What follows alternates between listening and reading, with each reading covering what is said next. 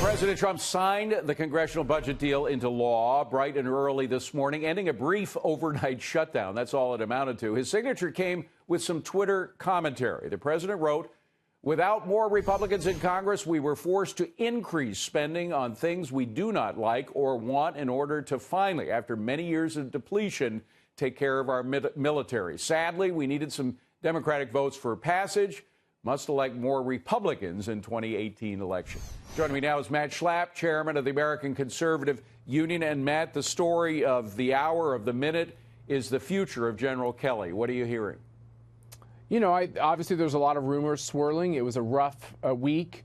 This whole question about the staff secretary, Rob Porter, and the charges against him. Clearly, a lot of people feel like the statements that came out of the White House, including one from General Kelly, weren't sensitive enough to the fact that if the charges are true, at least the topic, even if the charges are untrue, the topic itself is one that is serious and sober, and I know the general takes quite seriously. So I think that was rough. You know, a lot of legislative accomplishments along the way, but I think for the White House staff, it was a tough one. Yeah. Although some people would say that the budget deal is less than an accomplishment. It's just growing government even more. Even the president said that. Let me move, if I can. I would say the same thing in all candor. I'm sure you would. Senator Mark Warner is in his own little hornet's nest now. The question of why it was that he wanted this secret meeting with Chris Steele, the guy behind the Trump dossier, at least the guy that was publicizing the Trump dossier. What's the latest on that? I know that some Republicans have come to his defense, at least partially, saying that he did share information with them about his trying to arrange a meeting. But it was a month or so after the initial context, the ones where he specifically said, I don't want a paper trail. I want this to be a secret meeting. And it was some code words. I want to meet with your English friend. Right. There was some language about how he didn't want to... even the technology involved. Apparently, the screen save on those text exchanges had to be saved quickly because apparently the stuff would burn up quickly if they hadn't saved the screen. Look, the Hill works with a whole different set of rules, including on document retention, than the executive branch does. And the Hill... obviously is able to have all kinds of conversations, including with people from Russia.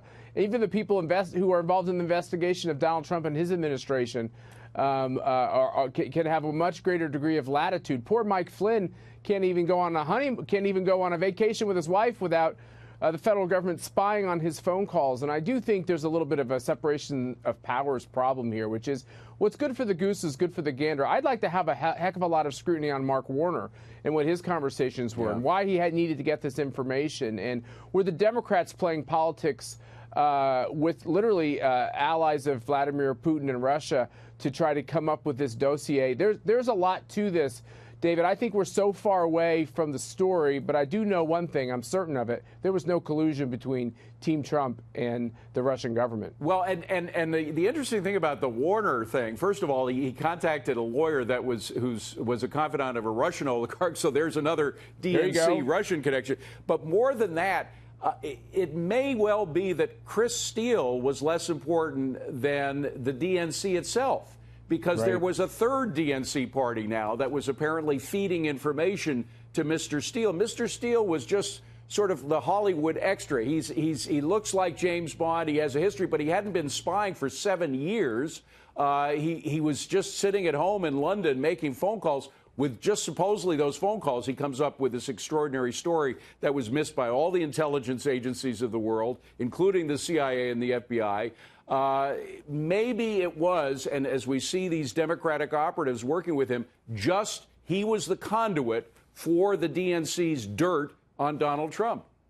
Yeah, now let's get to the heart of this, David. I think you outlined it very well, which is, was this all about the fact that the Democrats believed that Donald Trump was such a hideous person, was a traitor, was crooked, was dirty, that they just needed to get the FBI the ability to start spying on people around Donald Trump, and they would uncover this monster as they portrayed him. And what really ended up happening is that there is serious allegations about how this dossier, this phony dossier, was put together, and they used it to be able to spy on Americans.